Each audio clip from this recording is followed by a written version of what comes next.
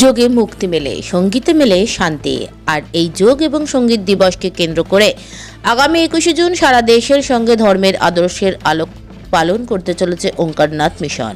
Dunlop মোড় সংলগ্ন মহামিলন মঠে আয়োজিত এক সাংবাদিক সম্মেলনে সংস্থার পক্ষ থেকে আহ্বায়ক সৌরভ চক্রবর্তী জানালেন, ভারতীয় সংস্কৃতি মানেই মহামিলন মঠ সহ সারা রাজ্য জুড়ে 40,000 বুথে এই অনুষ্ঠানের আয়োজন করা হবে। এদিনের সাংবাদিক বৈঠকে উপস্থিত ছিলেন ওঙ্কারনাথ মিশনের মহারাজ কিঙ্কর বিঠল রামানুজ মহারাজ, পদ্মশ্রী বাউল সম্রাট পূর্ণদাস বাউল, পদ্মশ্রী তরুণ ভট্টাচার্য, শিক্ষাবিদ লক্ষ্মীনারায়ণ শতপথী, সুব্রত রায়চৌধুরী, কেন্দ্রীয় কমিটির সভাপতি প্রিয়নাথ চট্টোপাধ্যায়, আহ্বায়ক সৌরভ চক্রবর্তী, সৌরভ হালদার সহ বহু বিশিষ্ট গুণীজন। আমাদের মূল উদ্দেশ্য হচ্ছে আধ্যাত্মিকতা, ছোট বড় সকলের মধ্যে একটা অ্যাওয়েকেনিং। ঈশ্বর আছেন, মানুষের লক্ষ্য বিবেকানন্দ রামকৃষ্ণ বলতেন, মানুষের লক্ষ্য হচ্ছে ঈশ্বর লাভ।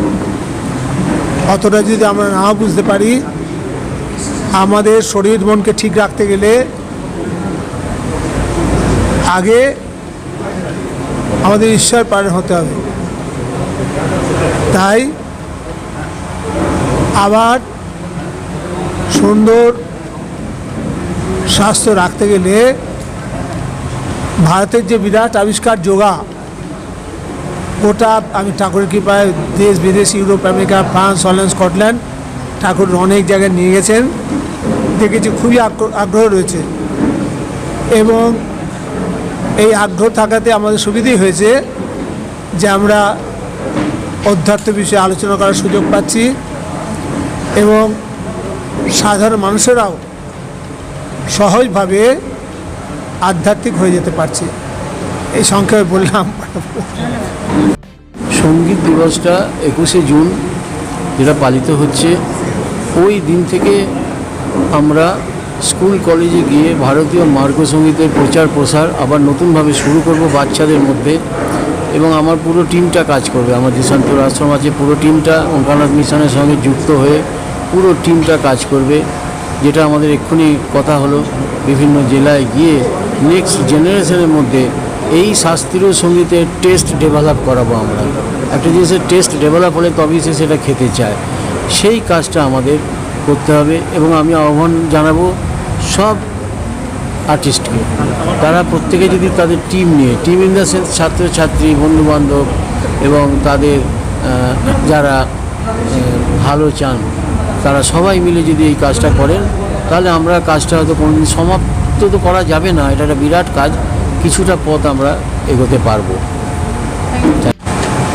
ওঙ্কারনাথ মিশনের উদ্যোগে যে প্রেস কনফারেন্স, তাতে এখানে উপস্থিত কিঙ্কর বিঠল মহারাজ রামানুজজি, কিঙ্কর প্রিয়নাথ চট্টোপাধ্যায়, পদ্মশ্রী শ্রী তরুণ ভট্টাচার্য, পদ্মশ্রী শ্রী পূর্ণদাস বাউল, প্রফেসর লক্ষ্মীনারায়ণ শতপথী, সুব্রত রায়চৌধুরী, বিশিষ্ট মানুষ, আমি সৌরভ চক্রবর্তী এবং ডক্টর সৌরভ হালদার আছেন।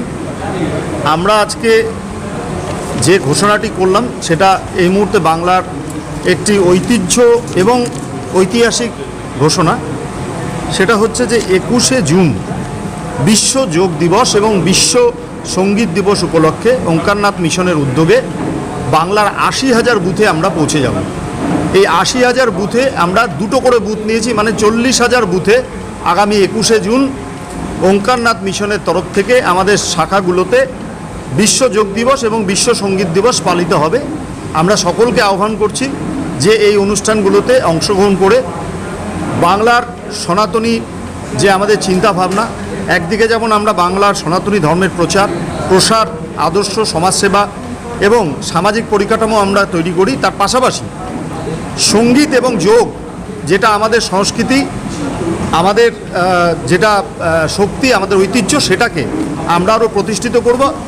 আগামী যে প্রজন্ম, তাদের কাছে যাতে এটা আরও গ্রহণযোগ্য হয়, সকলের অংশগ্রহণে যাতে যোগ এবং সঙ্গীত আরও এগিয়ে যায় এবং আমাদের বাংলার যে বাংলার যে রাজ্যের অনুষ্ঠানটা, অর্থাৎ কলকাতার যে অনুষ্ঠানটা, সেটা আমরা মঠে করছি, বাদবাকি আমরা 80,000 বুথকে দুভাগে ভাগ করে অর্থাৎ 40,000 বুথে আমরা বিশ্ব যোগ দিবস এবং বিশ্ব সঙ্গীত দিবস আমরা উদযাপিত করব 21শে জুন সকালবেলা থেকেই হবে। এখানে কোনো বয়সের মানে কোনো সীমা নেই, যে কেউ অংশগ্রহণ করতে পারেন। আমরা প্ল্যাটফর্ম তৈরি করে দেব, সেখানে আপনারা আসুন, এসে যোগদান করে এটাকে সফল করুন, এটাই কামনা করছি।